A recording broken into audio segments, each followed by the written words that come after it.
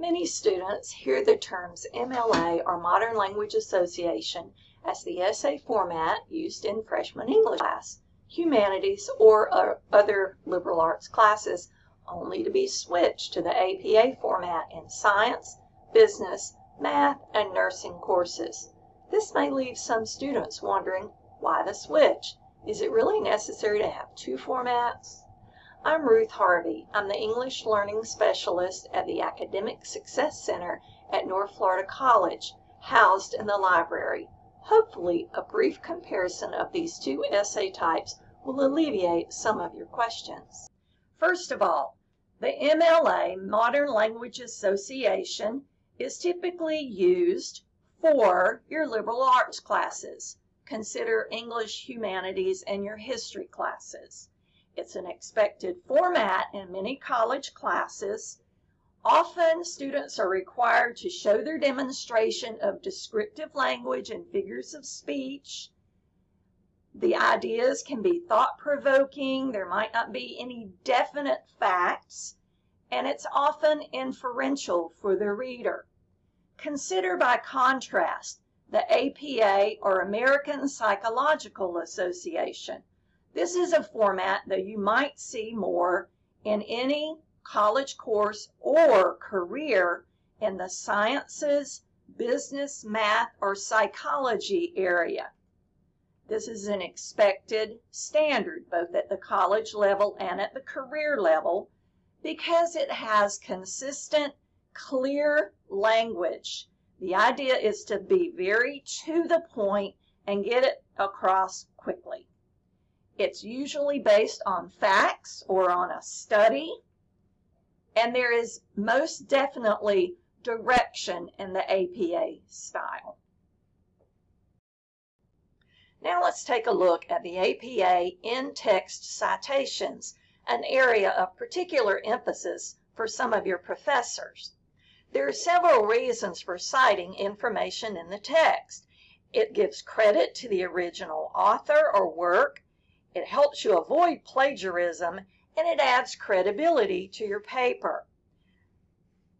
It also puts emphasis on the material's date. You can probably understand the need for nurses, engineers, and others in the social sciences to know the particular date of information and studies. Here is an example from a 1967 book entitled The American Way of Life. On page 248, the author, Ashley Montague, writes a short piece giving her opinion on crying and how its importance has been downplayed for the American male. Okay. Now, look at the various ways you can use the opinion expressed in the passage. Again, there are 7 examples that you can use to cite this one passage. The first one begins with one distinguished anthropologist. You will see there that the author of this essay decided to use a portion of a quote. So we see our portion of a quote, and please note the author's name at the end, the date, and the page.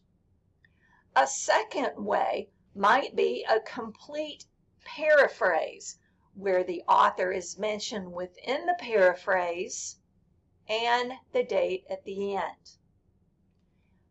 Yet a third way mentions the full resource, The American Way of Life. It mentions the author in an actual sentence, and that sentence continues with a longer direct quote. Please note date and page at the ending. Our fourth example begins giving credit to the author by the word according, and then we have the date, a short quote, and a page at the end. Continuing on, the writer of this paper chose to divide the quote. So we have the beginning of the quote, interrupted by the author, the finale of the quote, and then we have date and page. The next one, we have author, we have date, and we have very short clips from a direct quote that the student added for emphasis, followed by a page number. And the final example has the author of the essay comparing experiences with that of the author. So you will see the quote is embedded there. Please note author's name, date, and page number. Now the reasons for the different types will vary for what you're trying to get across. It's good to practice each of these types because professors do like variety. It assists the reader and it can provide emphasis where the author would like the emphasis placed. Hopefully, we have provided a comprehensive look as to what is expected to make your APA endeavors successful.